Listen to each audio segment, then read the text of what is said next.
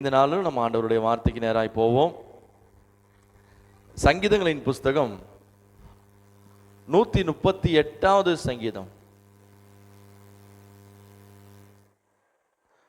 சங்கீதங்களின் புஸ்தகம் 138வது சங்கீதம் 8வது வசனத்தை நாம் எடுத்துக்கொள்வோம். கர்த்தர் எனக்காக யாவையும் செய்து முடிப்பார். அல்லேலூயா. 6வது மாதத்தில் ஒன்றை நாம் விசுவாசிக்க வேண்டும். கர்த்தர் எனக்காக யாவையும் செய்து முடிப்பார். நம்முடைய தேவன் நமக்காக எல்லாவற்றையும் செய்துகிறவர். ஆமே. அவருக்காக எதுவுமே என்ன பண்ணலங்க, அவர் செய்யலை. அவருக்காக இந்த பூமிக்கு வரல. அவருக்காக அவர் என்ன செய்யலை, சுவிசேஷம் அறிவிக்கலை. அவருக்காக மறிக்கலை. அவருக்காக உயிர் தெழுதலை. அவருக்காக திரும்ப வருவேன்னு சொல்ல. இது எல்லாவற்றையும் யாருக்காக செய்தார்னு சொன்னா, எனக்காக. யாருக்காக? எனக்காக. இப்போ அவருடைய நோக்கம் என்ன அப்படின்னா, தம்முடைய பிள்ளைகளுக்காக நான் என்ன வேண்டுமானாலும் செய்ய தேவன் எப்படி இருக்கிறார்னா ஆயத்தமாக இருக்கிறார். அல்லேலூயா. கர்த்தர் நமக்காக எது வேணாலும் செய்ய என்ன செய்யறாரு, ஆயத்தமாக இருக்கிறார். நம்ம தான் வயத்தில் வாசிக்கிறோமே, தம்முடைய ஜீவனையே கொடுத்தார்னா அதுக்கு மேலே அவர் செய்கிறதுக்கு ஒன்றுமே இல்லை. இப்போ இந்த உலகத்தில் இருக்கிற எல்லா காரியத்தையும் செய்வதற்கு அவர் ஆயத்தமாக இருக்கிறார். இன்னைக்கு நம்ம ஒன்று விசுவாசிக்கணும். கர்த்தர் எனக்காக எல்லாவற்றையும் என்ன செய்வார்னா செய்து முடிப்பார். நான் நம்புறது, என் அறிவுக்கு எட்டாவது இருக்கிறது, பெரிய காரியமாக இருக்கிறது, ஒருவேளை அது சின்ன காரியமாக இருக்கிறது, எதுவாக இருந்தாலும் கர்த்தரால் முடியாத காரியம் ஒன்றுமே இல்லை.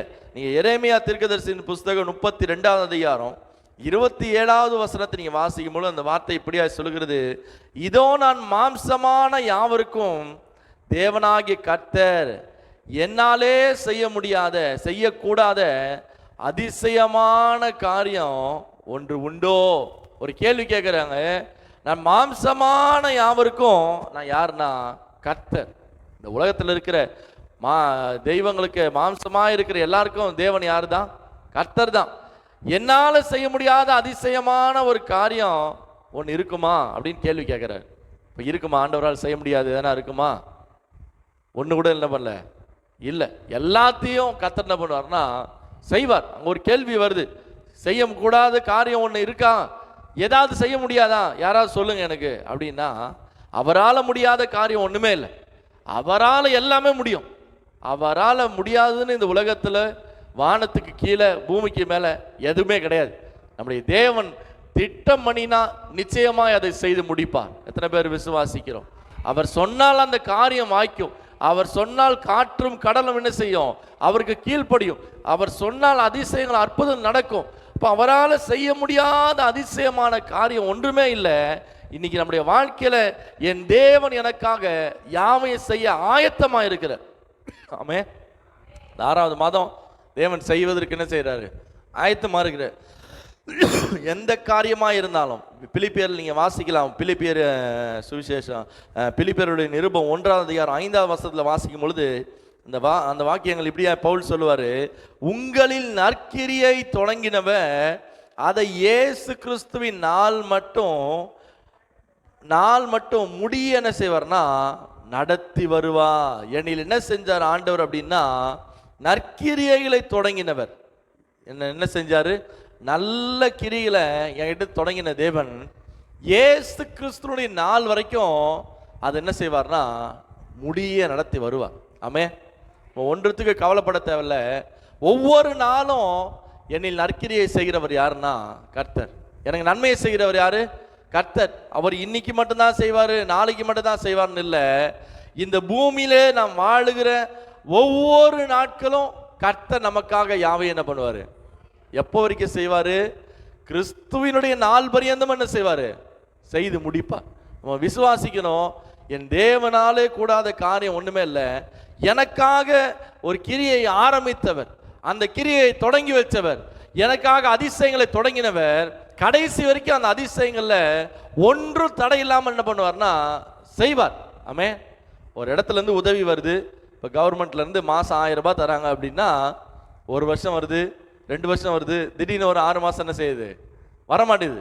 அது திரும்பவும் போய் கேட்டு எனக்கு 1000 ரூபாய் பணம் வரல, செக் பண்ணுங்க அப்படின்லாம் என்ன பண்ணுறோம், கேட்குறோம். ஆனால் வசனம் சொல்லுது, நற்கிரியை தொடங்கினவர் கிறிஸ்துவின் நாள் மட்டும், உங்களுடைய ஜீவன் இருக்கு மட்டும் அதை தொடர்ந்து என்ன பண்ணார்னா செய்து கொண்டே இருக்கிறார்.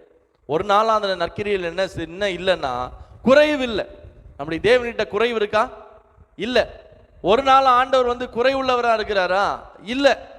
எங்கே போனாலும் ஆண்டவர் ஆண்டவரை தேடுகிறவர்களுக்கு எப்படி வைக்கிறார்னா நிறைவாக தான் வைக்கிறார். கர்த்தரை தேடினேன் நான் குறைஞ்சு போயிட்டேன் அப்படின்னா வசனம் இருக்கு. கர்த்தரை தேடுவர்களுக்கோ ஒரு நன்மை என்ன வராது, கொஞ்சம் குறையா இருக்குங்க அப்படின்னு யாருன்னா சொல்ல முடியுமா? இல்லை. எல்லா நாளும் கர்த்தர் நன்மையை செய்கிறவர். நீங்க 125வது சங்கீதம் முதல் வசனத்தை வாசிக்கும் போது அந்த வசனம் சொல்லுகிறது, கர்த்தரை நம்புகிறவர்கள் என்றென்றைக்கும் அசையாமல் இருக்கும் சியோன் பர்வதத்தை போல் என்ன செய்யறாங்கன்னா இருக்கிறாங்களாம். யார் இவங்க? சியோன் பர்வதத்தை போல யார் இருக்க முடியும்? கர்த்தரை நம்பி இருக்கிறவங்க. ஆமே.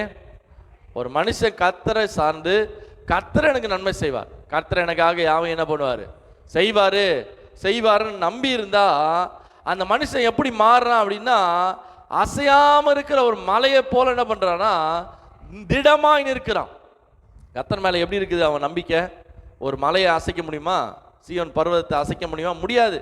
அப்போ அவனுடைய நம்பிக்கை எப்படி இருக்குன்னா, நான் கர்த்தரை நம்பி இருக்கிறேன், ஒரு நாளும் நான் அசைக்கப்பட மாட்டேன். ஏன்னா எனக்கு ஒரு நம்பிக்கை உண்டு, எனக்காக யாவையும் அவர் ஒவ்வொரு நாளும் செய்து கொண்டிருக்கிறார். ஆமே.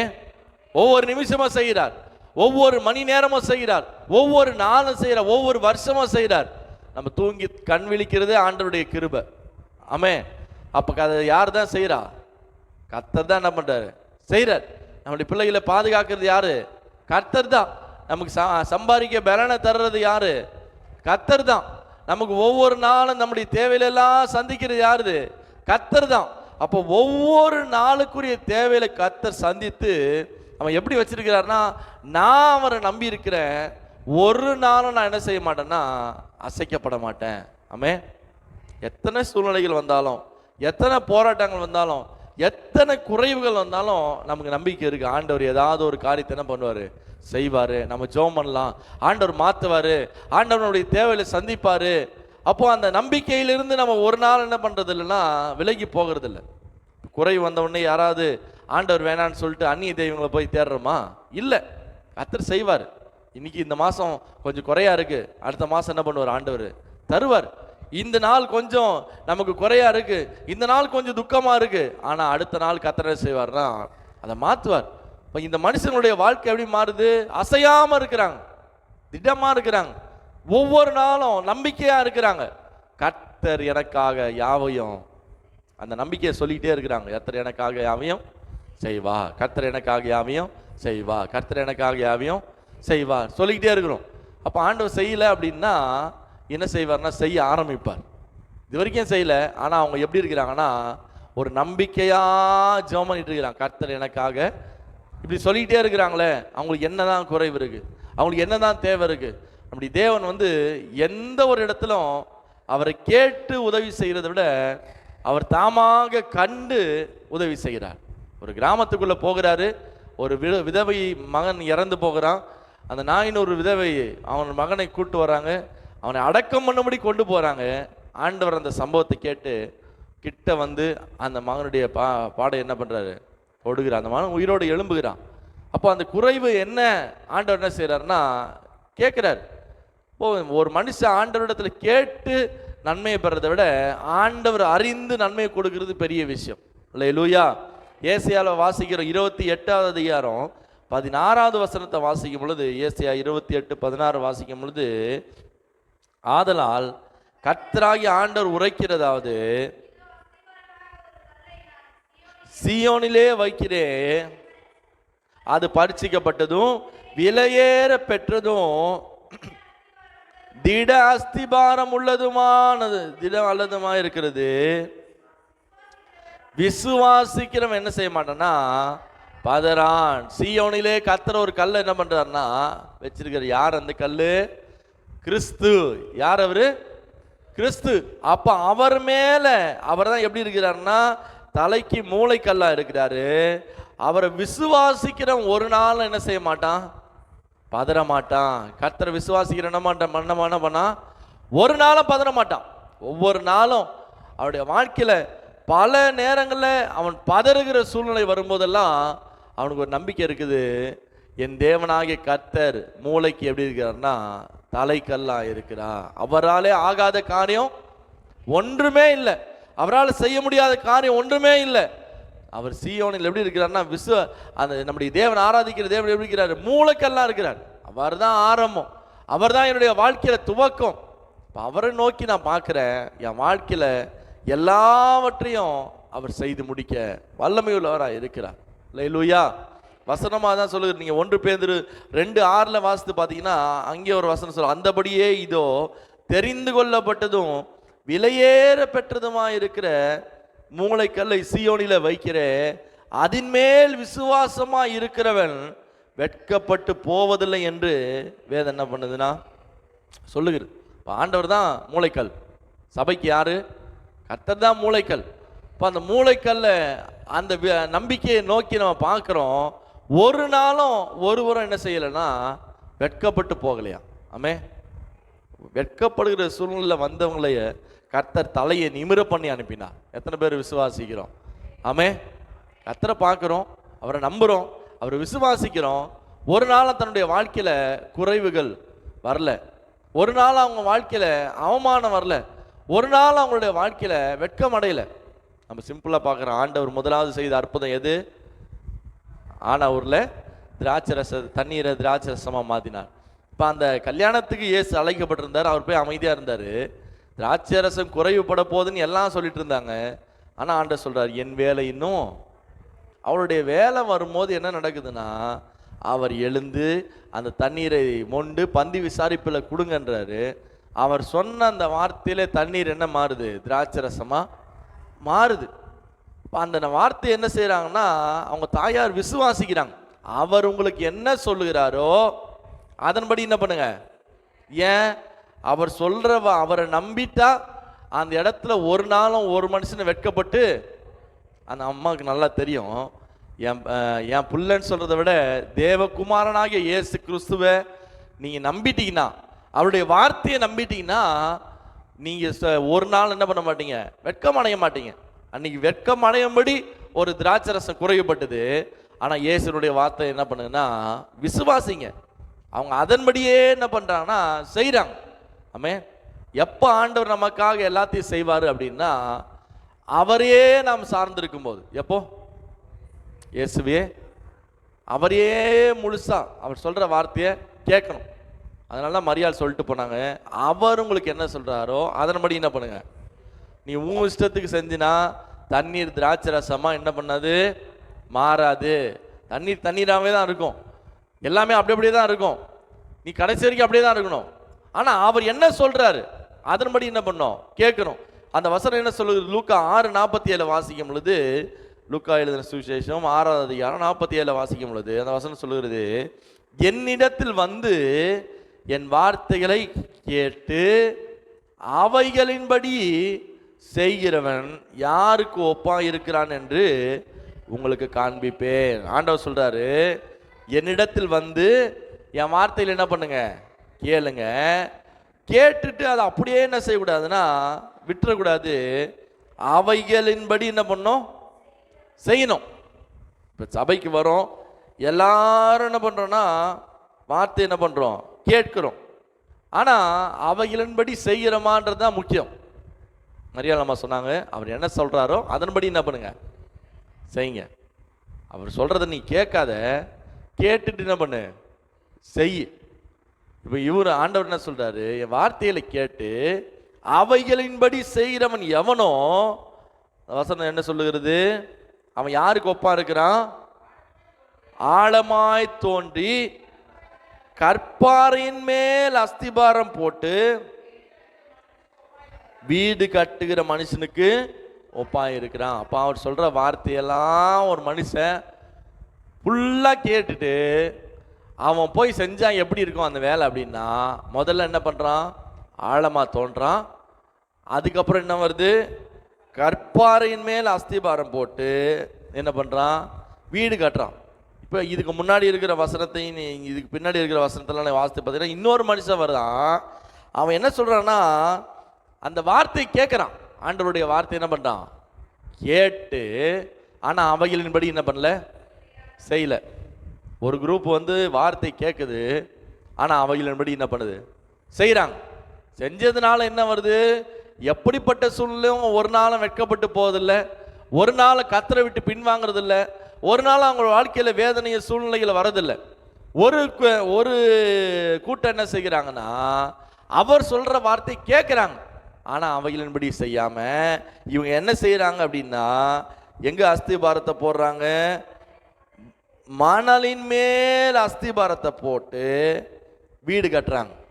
ஒரு மனுஷன் கேட்டு கற்பாறையின் மேலே அஸ்திபாரத்தை, இன்னொரு மனுஷன் கேட்குறான், ஆனால் நீ சொல்கிறது இருக்கட்டும், நான் என் இஷ்டப்படி தான் என்ன பண்ணுவேன், வீடை கட்ட வேண்டாம். ஆண்டவர் ரெண்டுத்துக்கு தெளிவாக ஒரு உதாரணத்தை கொடுத்தாரு. பெருவெல்லாம் வருது, பெருங்காற்று அடிக்கிறது, அந்த வீட்டு மேலே என்ன பண்ணுது, மோதுது, ரெண்டு வீட்டு மேலே மோதுது. ஆனால் என்ன நடக்குது, இந்த வசனம் சொல்லுது 48ல், அந்த பெருவெல்லம் பெருங்காற்று வந்து மோதி அதை அசைக்க கூடாமல் போயிற்று. ஏனென்றால் அது கண்மலையின் மேல் என்ன பண்ணுது, அஸ்திபாரம் போடப்பட்டிருக்கிறது. இன்னொரு வீட்டுக்கும் பெருவெல்லம் வருது, பெருங்காற்று அடிக்குது, அடித்த உடனே அந்த வீட்டின் மேல் மோதி அது விழுந்தது. அது விழுந்து முழுவதும் என்ன பண்ணிடுச்சு, ஏன், கண்மலையின் மேல கர்த்தர் மேல ஒரு மனுஷன் விசுவாசம் வைத்து அஸ்திபாரம் போட்டா அந்த மனுஷன் என்னைக்குமே என்ன பண்ண மாட்டான்னா அசைக்கப்படவே மாட்டான். அல்லேலூயா. வசனத்தை கேட்டு கேட்டு எவ்வளோ வசனத்தை கேட்டோம், இவங்க தான் வசனத்தை சொல்றது அப்படின்னு உட்கார்ந்துட்டு இருந்தா, ஒரு நாள் காத்தடிக்கும், ஒரு நாள் வந்து பெருவெல்லம் வரும், புயல் அடிக்கும். அன்னைக்கு என்ன நடக்கும் அப்படின்னா, அந்த வீடு முழுவதும் கீழே விழுந்துடும், அது இருந்த இடமும் தெரியாது, விழுந்து முழுவதும் அழிந்து போயிட்டு. ஆனால் கண்மலையாகிய கர்த்தர் மேல அஸ்திபாரம் போடப்பட்ட மனுஷன் அசையாமல் இருக்கிறான், சீயோன் பர்வதத்தை போல இருக்கிறான். அவன் ஒரு நாளும் வெட்கப்பட்டு போவதில்லை, அவன் ஒரு நாளும் தலை குனிந்து போவதில்லை, அவன் ஒரு நாளும் வந்து துக்கத்தோடு திரிகிறது இல்லை. காரணம் என்னன்னா, அவர் சொல்லிய வார்த்தைகளை கேட்டு அதன்படியே போய் செய்தான். ஆமே, இப்போ சொல்ற வார்த்தை கேட்கறதுக்கே கஷ்டமாகுது, எங்க இருந்து போய் அதன்படி செய்யுது சொல்லுங்க. கேட்கறதே அப்படிதான் இருக்கு. 1 மணி நேரம் சர்ச்சுக்குள்ள உட்கார்றதே கஷ்டமாகுது, 1.5 மணி நேரம் இங்கே உட்காரதே கஷ்டமாகுது. இப்போ வீட்டுக்கு போய் நீங்கள் டெய்லி 10 நிமிஷம் ஜெபம் பண்ணுங்கன்னா எப்படி இருக்கும், கேட்போம், கேட்க மாட்டோம். ஏன் கேட்க மாட்டோம், இங்கே கேட்குற வார்த்தையே போதும், ஆனால் அவைகளின்படி நான் என்ன பண்ண மாட்டேன், செய்ய மாட்டேன். செய்யலைன்னா என்ன ஆகும், ஒரு நாள் காற்று நிச்சயமாக அடிக்கும், நிச்சயமாக என்ன பண்ணும், அடிக்கும். ஒரு நாள் பெருமழை என்ன பண்ணும், வரும். அன்னைக்கு நம்முடைய குடும்பம் நிற்கணும், நம்ம நல்லா இருக்கணும் அப்படின்னு நினச்சா அவைகளின்படி என்ன பண்ணும், செய்யணும். வார்த்தையில் கேட்கணும், ஆண்டவருடைய ஆலயத்துக்கு வரணும், ஆண்டவருடைய தேடணும், ஆண்டவருடைய சமூகத்தை நாடணும். என் பிள்ளைகளுடைய காலத்துக்காக, அடுத்த என் பிள்ளைகளுடைய ஆவிக்குரிய வளர்ச்சிக்காக, அடுத்து என் பிள்ளைங்களை நல்லா வளரணும் அப்படின்னா ஆண்டவர் சமூகத்தில் போய் அமர்ந்திருக்கணும். ஆமே, அப்படியாங்கள போராடணும், ஆண்டவரே அடுத்து என் பிள்ளைங்களாம் என்ன பண்ணணும், நல்லபடியாக வரணும், அடுத்த முறை அடுத்த தலைமுறை எப்படி இருக்கணும், ஆசீர்வாதமாக மாறணும், ஆண்டவர் சமூகத்தில் கெஞ்சணும். அப்படிப்பட்டவங்களுக்கு தான் ஆண்டவன் செய்யறான், உதவி செய்கிறார். நீங்கள் வாசிக்கலாம், ரோமர் எழுதின சுவிசேஷம் 8வது அதிகாரம் 36வது வசனத்தை நீங்கள் வாசிக்கும் பொழுது பவுல் தைரியமாக சொல்கிறாரு. ரோமர் 8:36 வாசிக்கும் பொழுது, கிறிஸ்துவின் அன்பை விட்டு நம்மை பிரிப்பவன் யார். இப்போ இங்கே ஒரு பெரிய லிஸ்ட்டு போடுறாரு. உபத்திரமோ, வியாகுலமோ, துன்பமோ, பசியோ, நாசமோசமோ, பட்டயமோ, இவையெல்லாவற்றிலையும் நாம் நம்மில் அன்பு கூறுகிறவர்களாலே முற்றிலும் எப்படி இருக்கிறோம், ஜெயம் கொள்ளுகிறவராக இருக்கிறோம். மரணமானாலும் ஜீவனானாலும் தேவ தூதர்களானாலும் வல்லமையிலானாலும் வருங்காரியங்களானாலும் உயர்வானாலும் தாழ்வானாலும் கர்த்தராகிய கிறிஸ்து இயேசுவில் உள்ள அன்பை விட்டு நம்மை பிரிக்க மாட்டாது என்று சொல்லி எப்படி இருக்கிறார்னா, நிச்சயமா இருக்கிறார், நம்பிக்கையா இருக்கிறார். பவுல் என்ன சொல்றாரு, என்ன வருது? உபத்திரம், வியாகுலம், துன்பம், பசி, நிர்வாணம், நாசமோசம், அதுக்கு அடுத்தது என்னென்ன வருது? மரணம், ஜீவன். எல்லாவற்றிலுமே கர்த்தருடைய அன்பை விட்டு என்னை இது எதுவுமே பிரிக்க முடியாதுன்னு சொல்லி நான் என்ன செய்யறேன்னா உறுதியா இருக்கிறேன், நிச்சயமா இருக்கிறேன். எனக்கு நல்லா தெரியும், இது எல்லாம் வந்தாலும் ஆண்டவரை விட்டு என்ன பண்ண மாட்டேன், பிரிந்து போக மாட்டேன். காரணம் என்ன அப்படின்னா, கர்த்தருடைய வார்த்தை கேட்டு அதன்படியே செய்வேன். ஆமே. பவுல் என்ன செஞ்சாரு? வேகமா போயிட்டு இருந்தார், சபையில துன்புறுத்தி இருந்தார், கொலை செய்திருந்தார். ஒரு நாள் ஆண்டவர் என்ன செய்யறாருன்னா, சடுதியா அவரை சந்திக்கிறாரு. கீழே விழுந்து கண் பார்வை போய், ஆண்டவரே நீர் யார் அப்படின்னு சொல்லி, நான் தான் நீ துன்பப்படுத்துகிற இயேசு நானே. இதை சொன்ன மாத்திரத்தில் நான் என்ன செய்யணும்னு பவுல் கேட்டாரு.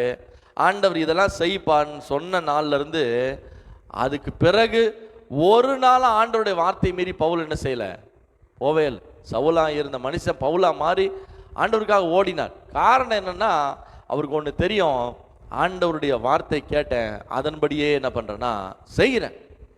அந்த வார்த்தையை செய்கிறதுனால உபத்திரம் வந்தாலும், பாடுகள் வந்தாலும், நிர்வாணம் வந்தாலும், நாசமோசம் வந்தாலும், மரணமே வந்தாலும் ஆண்டவரை விட்டு என்ன பண்ண முடியாது, என்ன பிரிக்க முடியாது. ஒரு பெரிய நம்பிக்கை இருக்கு. இப்போ எப்படி சொல்லுவாரு? கர்த்தர் எனக்காக யாவையும் செய்வார். மரணம் வந்தாலும் செய்வாரு, நிர்வாணம் வந்தாலும் செய்வாரு, பசி வந்தாலும் செய்வாரு, பட்டயம் வந்தாலும் செய்வாரு, நாசமோசம் வந்தாலும் செய்வாரு, எது வந்தாலும் செய்வார். எல்லாத்திலுமே ஒரு நம்பிக்கை இருக்கு. இவை எல்லாவற்றிலும் கிறிஸ்துவின் அன்பை விட்டு என்னை பிரிக்க மாட்டாது என்று நான் என்ன செய்யறேன்னா நிச்சயித்து கொண்டிருக்கிறேன். நீ காலைல நம்ம நிச்சயிக்கணும், எது வந்தாலும் ஆண்டவருடைய அன்பை விட்டு என்ன பண்ண முடியாது, பிரிக்க முடியாது. 1 பேதுரு நீங்க வாசிக்கலாம். 1 பேதுரு நிருபம் 1ஆம் அதிகாரம் 7ஆம் வசனத்தை வாசிக்கும் போது அந்த வசனம் இப்படியா சொல்லுகிறது, அழிந்து போகிற பொன் அக்கினினாலே சோதிக்கப்படும், அதை பார்க்கிலும் அதிக விலையேறு பெற்றதா இருக்கிற உங்கள் விசுவாசம் சோதிக்கப்பட்டு இயேசு கிறிஸ்து வெளிப்படும் போது உங்களுக்கு புகழ்ச்சியும் கனமும் மகிமையும் என்ன செய்யும், உண்டாகும். நம்முடைய விசுவாசம் என்ன செய்யுமா, சோதிக்கப்படும். அழிந்து போகிற பொன் அக்கினினால் சோதிக்கப்படுகிறது போல அதிக விலையேற பெற்றதா இருக்கிற நம்முடைய விசுவாசம் என்ன செய்யும், சோதிக்கப்படும். சோதிக்கப்படும் போது அந்த சோதனையில் எத்தனை பேர் வந்து பாஸ் ஆகும்? ஆமே, பாஸ் ஆகுமா? பாஸ் ஆகிடுமா? ரொம்ப சந்தோஷம். அல்லேலூயா. அப்போ அந்த சோதனை என்ன பண்ணணும், மேற்கொள்ளணும் அப்படின்னா கர்த்தர் சொல்லுகிற வார்த்தை கேட்டு அதன்படியே என்ன பண்ணணும், செய்யணும். சோதனை வச்சாங்க, 2 வீடு கட்டினாங்க, 2த்துக்குமே டெஸ்டிங் என்ன பண்ணுது, நடக்குது.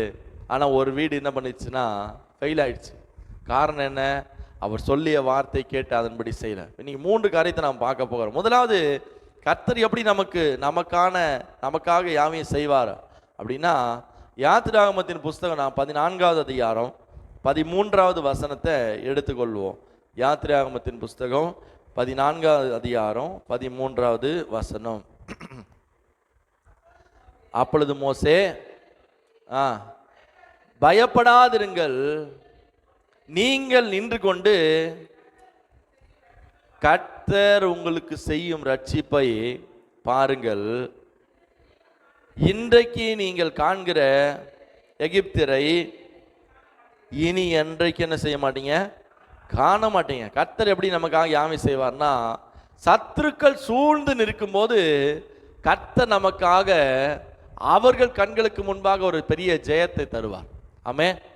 ஆண்டவர் சொல்றாரு, இந்த எகிப்தில் இருக்கிற ஜனங்கள் எல்லாரும் விடுதலையாக்கி மோசே கொண்டு வந்த போது எதற்கு என்ன இருக்கு அப்படின்னா செங்கடல் இருக்கு. இந்த செங்கடலுக்கு முன்பாக நின்று மோசே பார்க்கிறாரு. பின்பாக என்ன வருது, பார்வோன் சேனை வருது, பார்வோனுடைய கூட்டம் வருது, எல்லாம் வருது. இப்போ இந்த செங்கடலுக்கு முன்பாக நின்று மோசே என்ன செய்கிறது, இந்த ஜனங்கள் எல்லாரும் எகிப்தில் பிரேத குழியிலனா இங்கே கொண்டு வந்தீங்க, அங்கே சாகடிக்காம இங்கே கொண்டு வந்தீங்க, எல்லாரும் முறுமுறுக்கிறாங்க. ஆனால் மோசே அமைதியாக ஆண்டவர் சமூகத்தில் ஜெபம் பண்ணுமா. மோசே சொல்கிறாரு, நீங்கள் பயப்படாதீங்க, நீங்கள் சும்மா இருங்க, கர்த்தர் உங்களுக்காக என்ன செய்வார்னா யுத்தம் பண்ணுவார். கர்த்தர் என்ன பண்ணுவார், உங்களுக்காக யுத்தம் பண்ணுவார். 14 சொல்லுது, கர்த்தர் உங்களுக்காக யுத்தம் பண்ணுவார். நீங்கள் எப்படி இருப்பீங்கன்னா, நீங்கள் சும்மா இருப்பீங்க. கர்த்தர் எப்படி யாவையும் செய்வார்னா, நமக்காக நம்ம சும்மா இருக்க வச்சுட்டு நமக்கு முன்பாக கர்த்தர் இறங்கி யுத்தத்தை நடப்பிப்பார். ஆமே. இந்த காரியம் என்ன நடக்குது எல்லாருக்கும் தெரியும். மோசே தேவனிடத்தில் ஜெபிக்கும் போது, நீ ஏன் என்கிட்ட முறையிடுற, உன் கோலை எடுத்து என்ன பண்ணு, செங்கடல் மேலே வை, உனக்கு வழிகள் என்ன பண்ணுன்னா திறக்கப்படும். நமக்கான ஆசீர்வாதத்தை கர்த்தர் நம்ம கையில் வைத்திருக்கிறார். ஆமே, நம்ம கையில் கொடுத்துருக்கிறார். கர்த்தர் உனக்காக செய்வேன் அப்படின்னு சொல்லிட்டாருன்னா, நான் சும்மா இருந்தால் போதும், அவர் ஒரு நாளும் எனக்காக ஏதோ ஒரு காரியத்தை என்ன பண்ணுறாருன்னா செய்கிறார். இப்போ ஜனங்களெல்லாம் ஒரு வேதனையோடு, நான் இன்னைக்கு சாக போகிறேன், எகிப்து பார்வோனுடைய அரண்மனையெல்லாம் துரத்திட்டு வருது அப்படின்னு நினைக்கும் போது, கர்த்தருடைய வார்த்தைன்னா, நீ சும்மா இருப்பா, இன்னைக்கு சத்துருடைய கண்களுக்கு முன்பாக நான் உன்னை வழி நடத்துவேன், சத்துருடைய கண்களுக்கு முன்பாக நான் உன்னை தப்பு வைப்பேன், சத்துருடைய கண்களுக்கு முன்பாக நான் உன்னை விலக்கி மீட்டு கொண்டு வருவேன். நடந்தது என்ன? மோசே கோல்களை வைக்கும் போது அந்த செங்கடல் பிரிக்கப்பட்டு எல்லா இஸ்ரவேல் ஜனங்கள் என்ன பண்றாங்கன்னா, அந்த செங்கடல்ல வறண்ட நிலத்தில் நடக்கிறது போல் நடந்து வருகிறாங்க. அதுக்கு அடுத்து என்ன நடக்குது? கொஞ்சம் இந்த ஜனங்கள் எல்லாம் கரை சேர்ந்த பிறகு செங்கடல் மூட ஆரம்பிக்குது. பார்வோனும் அவனுடைய சேனைகளும் மொத்தம் கடலிலே அழிக்கப்பட்டு மாண்டு போகிறாங்க. கர்த்தர் சும்மா நின்று நீ வேடிக்கை பாருனாரு. இந்த ஜனங்க கரையேறும் போது பார்க்குறாங்க, சகல எகிப்தினுடைய வீரர்களும் குதிரைகளும் என்ன செய்யுதுன்னா அழிக்கப்படுது. ஆமே. கர்த்தர் உங்களுக்காக ஒரு பெரிய ரட்சிப்பை என்ன பண்ணுவார்னா ஏற்படுத்துவார். கர்த்தர் உங்களுக்காக ஒரு பெரிய யுத்தத்தை நடப்பிப்பார். கர்த்தர் உங்களுக்காக ஒரு பெரிய நன்மையை செய்வார். எத்தனை பேர் விசுவாசிக்கிறோம்? ஜனங்களுக்காக சொன்னார் ஆண்டவர், நீ சும்மா இரு. கடைசி வரைக்கும் என்னதான் பண்ணாங்க? சும்மா தான் இருந்தாங்க. எங்கே போகிற வரைக்கும்? கானானுக்குள்ளே போகிற வரைக்கும் என்னதான் பண்ணாங்க? ஏதாவது வேலை செஞ்சாங்க? ஒரு வேலையுமே செய்யலை. சும்மாவே இருந்தாங்க. சும்மாவே சாப்பாடு வந்தது, சும்மாவே என்ன வந்தது, தண்ணி வந்தது, சும்மாவே இடம் வந்தது, சும்மாவே எல்லாமே என்ன பண்ணுது வந்துருச்சு. கடைசி வரைக்கும் கர்த்தர் ஜனங்களுக்காக எல்லாவற்றையும் செய்து முடித்தார். ஒரு குறையுமே என்ன பண்ணல, வரல. ஆனால் அந்த ஜனங்களுக்குள்ள அடிக்கடிக்கு என்ன வருது? முறுமுறுப்பு வருது. தண்ணி இல்லை, சாப்பாடு இல்லை, எங்களுக்கு இறைச்சி கிடைக்கல, எங்களுக்கு அது கிடைக்கல, எங்களுக்கு இது கிடைக்கல, எங்களுக்கு அந்த இடத்துல சுதந்திரம் கிடைக்கல, எனக்கு இந்த இடத்துல சுதந்திரம் கிடைக்கல. கடைசி வரைக்கும் போராடுறாங்க. ஆனால் கர்த்தர் தம்முடைய வார்த்தைகளில் உண்மையுள்ளவராக இருந்து கடைசி வரைக்கும் அந்த ஜனங்களுக்காக எல்லாவற்றையும் என்ன பண்ணார்னா செய்து முடித்தார். அந்த தேவன் இன்றைக்கும் நமக்காக எல்லாவற்றையும் என்ன பண்ணார்னா செய்து கொண்டிருக்கிறார். எத்தனை பேர் விசுவாசிக்கிறோம்? அல்லேலூயா. அங்கதான் வசனம் சொல்லு, சங்கீதம் 23:5, என் சத்துருகளுக்கு முன்பாக நீர் எனக்கு ஒரு பந்தியை ஆயத்தப்படுத்தி என் தலை எண்ணெயினால் என்ன செய்றீர்? அபிஷேகம் பண்ணுகிறீர். என் பாத்திரம் நிரம்பி வழிகிறது. சத்துருகளின் கண்களுக்கு முன்பாக ஒரு பெரிய கடல் திறந்து கர்த்தர் என்ன செஞ்சாரு? வழி நடத்தினார். 6 லட்சம் ஜனங்கள் என்ன பண்றாரு? பின்னாடி இன்னும் என்ன பண்றான்? சத்துரு பார்க்கறான், என்னடா இந்த ஜனங்களுக்கு கடலே திறந்து வழி வருது அப்படின்னு பார்த்தா கர்த்தர் இந்த ஜனங்களோடு கூட இருக்கிறான். ஒவ்வொரு தேசத்தையும் இவங்க கடந்து போகும்போது, மோவாப் தேசத்தை கடந்து போகும்போது, ஒவ்வொரு தேசத்தை கடந்து போகும்போது எல்லாரும் பார்க்குறாங்க, இந்த கூட்டத்துக்கு பிறகு பின்னாடி ஒரு பெரிய மகிமை என்ன செய்யுதுன்னா இந்த கூட்டத்தை வழிநடத்தி கொண்டு போகிறது. இந்த கூட்டத்தை எதிர்க்க ஒரு மனுஷனால முடியல. மோசேயினுடைய காலத்திலும் யோசுவானுடைய காலத்திலும் ஒருத்தரும் என்ன பண்ண முடியல, இஸ்ரவேல் ஜனங்களை ஜெயிக்க முடியல. ஒருத்தரும் இந்த ஜனங்களோடு போராட முடியல. ஒருத்தரும் இந்த ஜனங்களை எதிர்த்து நிற்க முடியல. காரணம்னா கர்த்தர் இந்த ஜனங்களுக்காக யாவையும் செய்வேன் என்று சொன்னார். கர்த்தர் இந்த ஜனங்களை சும்மா இருக்க சொன்னார். நான் யுத்தம் பண்ணுவேனாரு. எரிகோ கோட்டை நிக்குது, அந்த இடத்துல கர்த்தர் யுத்தம் பண்ணி அந்த கோட்டையில ஒன்றும் இல்லாமல் என்ன செய்யறாரு? தகர்த்து போடுகிறார். ஆயி பட்டணத்துக்கு போகிறாங்க. அந்த இடத்துல கர்த்தர் யுத்தம் பண்ணி ஒன்றும் இல்லாமல் போக பண்ணுகிறார். இன்னொரு தேசத்துக்கு போகிறாங்க. எத்தனையோ விதமான சதிகளை பாலாக் ராஜா உண்டு பண்ணுகிறார். ஆனால் கர்த்தர் ஒன்றுமே இல்லாமல் என்ன பண்றாருன்னா தகர்த்து போடுகிறார். கர்த்தர் அந்த ஜனங்களுக்கே அப்படி செய்வார் என்று சொன்னால், உங்களுக்காக எனக்காக தம்முடைய சொந்த சரீரத்தை கொடுத்த தேவன் பெரியவர். அவர்களை விட நாம விசேஷமானவர்கள். ஆமே. அவங்களுக்காக ஆண்டவர் ரத்தம் சிந்தலை. ஆமே. ஆனா நமக்காக ஆண்டவர் என்ன செய்யறாரு? ரத்தத்தை சிந்தி இருக்கிறார். அவர்களை விட கர்த்தர் எனக்காக அதிகமா செய்வார். எத்தனை பேர் விசுவாசிக்கிறோம்? அல்லேலூயா. ரெண்டாவது நம்ம ஒரு காரியத்தை பார்ப்போம். ரெண்டாவது 107வது சங்கீதம் 19வது வசனத்தை நம்ம எடுத்துக்கொள்வோம். 107வது சங்கீதம் 19வது வசனத்தை நம்ம எடுத்துக்கொள்வோம். கர்த்தரை நோக்கி கூப்பிட்டார்கள், அவர்களுடைய இக்கட்டுகளுக்கு அவர் என்ன செய்கிறார்னா நீங்களாக்கி ரட்சிக்கிறார். ஆமே. ரெண்டாவது, அடுத்தது, அவருடைய எல்லா இக்கட்டுகளுக்கும் கர்த்தர் நீங்களாக்கி யாவையும் செய்கிறார். ஆமே. ஒரு மனுஷனுக்கு வருகிற இக்கட்டு நேரத்தில் கர்த்தர் என்ன செய்கிறார்னா கூட இருக்கிறார். இந்த மனாந்திரத்தில் செங்கடலுக்கு முன்பாக நிற்கும் போது ஒரு மிகப்பெரிய ஆபத்து. எந்த பக்கமும் என்ன பண்ண முடியாது, அவங்க ஓட முடியாது. முன்னாடி போனால் என்ன வருது, கடல் இருக்கு. பின்னாடி திரும்பி பார்த்தா பார்வன் சேனை வருது. அப்போ எப்படி மாட்டிக்கிட்டாங்க இவங்க? இக்கட்டு. இதுக்கு பேர் தான் என்னது, இக்கட்டு. வசனம் சொல்லுகிறது, தங்கள் ஆபத்திலே கர்த்தரை நோக்கி கூப்பிட்டார்கள், அவர்களுடைய இக்கட்டுகளுக்கு அவர் நீங்களாக்கி என்ன பண்றாரு. ரெண்டு பக்கமும் இக்கட்டான சூழ்நிலை நான் மாட்டிக்கினேன், இக்கட்டான நிலைமையில மாட்டிக்கிட்டேன்றாங்களே.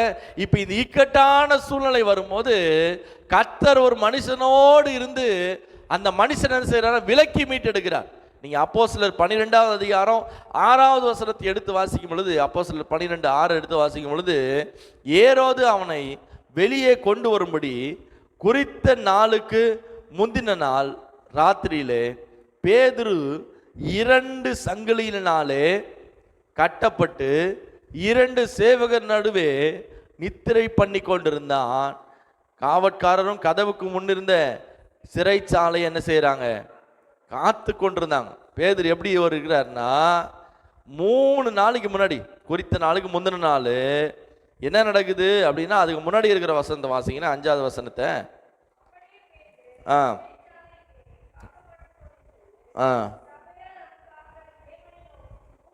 இது 1வது வசனத்தை வாசிக்கும் போது, அக்காலத்தில் ஏரோது சபையை சில துன்பப்படுத்த தொடங்கி யோவானுடைய சகோதரனை யாக்கோவை பட்டயத்திலே கொலை செய்தான்.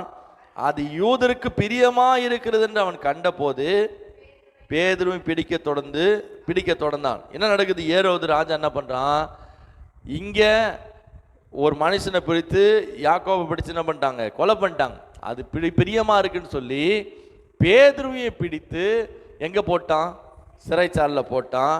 அடுத்த நாள் காலையில பேதுருக்கு என்ன வருது அப்படின்னா, மரண தண்டனை வரப்போகுது. எப்போ வரப்போகுது, அடுத்த நாள் காலையில. பலமா பாதுகாக்கிறாங்க, 2 கைகள் கட்டப்பட்டிருக்குது, முன்னாடி காவற்காரர் இருக்கிறாங்க, சிறைச்சாலையை காத்து கொண்டிருக்கிறாங்க. இவர் நினைச்சாலும் என்ன பண்ண முடியாது, அந்த இடத்துல இருந்து தப்பிக்க முடியாது. எப்படிப்பட்ட இடத்துல இருக்காருன்னா, இக்கட்டான ஒரு சூழ்நிலை. எந்த சூழ்நிலை இருக்காரு, இக்கட்டான சூழ்நிலை. இந்த இக்கட்டுல இருந்து தேவன் என்ன செய்யறாருன்னா பேதுருக்கு யாவையும் செய்து விடுவிக்கிறார். அடுத்த வசனம் சொல்லுகிறது, 7வது வசனம், அப்பொழுது கர்த்தருடைய தூதன் அங்கே வந்து நின்றான், அறையிலே வெளிச்சம் பிரகாசித்தது, விழாவிலே தட்டி உடனே சங்கிலிகள் என்ன பண்ணுது, அவிழ்ந்து போடுகிறது. இந்த இக்கட்டான நிலைமையிலிருந்து என்னை யாருமே மீட்க முடியாது, இப்படிப்பட்ட ஒரு இக்கட்டில் அகப்பட்டு கொண்டிருக்கிறேன், என்னை யாரும் விடுவிக்க முடியாது, என்னை யாரும் காப்பாற்ற முடியாது, என்னை யாராலையும் மீட்க முடியாது அப்படி நம்ம நினைக்கலாம். ஆனால் பூட்டி இருக்கிற சிறைச்சாலை நடுவிலே என் தேவனாகிய கர்த்தர் இறங்கி வந்து அற்புதங்களை செய்வார். ஆமே. சிறைச்சாலையில் பத்திரமா பேதுரு இருக்கிறார், 2 கை கட்டப்பட்டிருக்குது, 4 போர் சேவகர், வகுப்புக்கு 4 போர் சேவகர் இருக்கிறாங்க. ஆனாலும் அந்த கர்த்தருடைய தூதன் வந்து நின்ன மாத்திரத்தில் சங்கிலிகள் அவிழ்க்கப்படுகிறது. தூதன் சொல்றாரு, பாதரட்சியை போட்டுக்கோ, உன் ட்ரெஸ்ஸை போட்டுக்க, என் பின்னாடி வான்னு சொல்லி அவன் புறப்பட்டு போகும்போது ஒவ்வொரு கதவுகளும் தானா என்ன செய்யுதுன்னா திறக்கப்படுகிறது. அவன் 1ஆம் காவலையும் 2ஆம் காவலையும் நடந்து நகரத்துக்கு போகிற இருப்பு கதவணையில் வந்தபோது அது தானாய் அவர்களுக்கு திறவுண்டது. அதன் வழியாய் அவர்கள் புறப்பட்டு ஒரு வீதி நடுக்க நடந்து போனார்கள். உடனே கர்த்தருடைய தூதன் அவனை விட்டு போயிட்டான். ஆமே. கர்த்தர் நினைச்சா கதவுகள் நமக்கு தானா திறக்கும். எத்தனை பேர் ஆமேன்னு சொல்றோம்? எப்படிப்பட்ட இக்கட்டா இருந்தாலும், பேதுரு இக்கட்டில் தான் இருந்தாரு, ஆனா இக்கட்ல கதவுகள் பேதுருக்கு திறக்கப்பட்டது. ஆமே. எனக்கு எல்லா பக்கமும் வாசல் அடைக்கப்பட்டது, எனக்கு கதவுகளே திறக்கப்படாது அப்படின்னு நீங்க நினைச்சிருக்கலாம். ஆனா கர்த்தர் நினைச்சா உங்களுக்காக வழிகளை ஆயத்தம் பண்ணுவா. உங்களுக்காக பூட்டப்பட்டிருக்கிற சிறைச்சாலையின் கதவுகள் திறக்கப்படும். ஆமே. அப்ப இக்கட்ல நமக்கு என்ன செய்யறாருன்னா கர்த்தர் இறங்கி வந்து உதவி செய்கிறார். பேதுரு இக்கட்டு நேரத்துல சிறைச்சாலையில அவருக்கு நல்லா ஒன்று தெரியும், கர்த்தர் நினைச்சா இங்க இருந்து என்ன பண்ண முடியும்? காப்பாற்ற முடியும். அதனால அவர் நிம்மதியா தூங்குறார். நடந்தது என்ன? அந்த இக்கட்டில இருந்து கர்த்தர் விடுவித்து மீட்கிறார். மூன்றாவது நம்ம ஒரு காரியத்தை பார்த்து முடிக்கலாம். மூன்றாவது, யோவான் எழுதின சுவிசேஷம் 15ஆம் அதிகாரம் 7வது வசனத்தை எடுத்துக்கொள்வோம். யோவான் 15:7 எடுத்துக்கொள்வோம். நீங்கள் என்னிலும் என் வார்த்தை உங்களிலும் நிலைத்திருந்தால் நீங்கள் கேட்டுக்கொள்வது எதுவோ அது உங்களுக்கு என்ன பண்ணும்? செய்யப்படும்.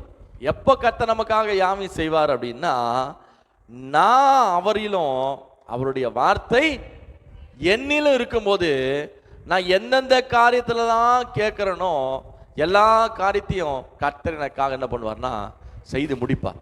ஆமென்.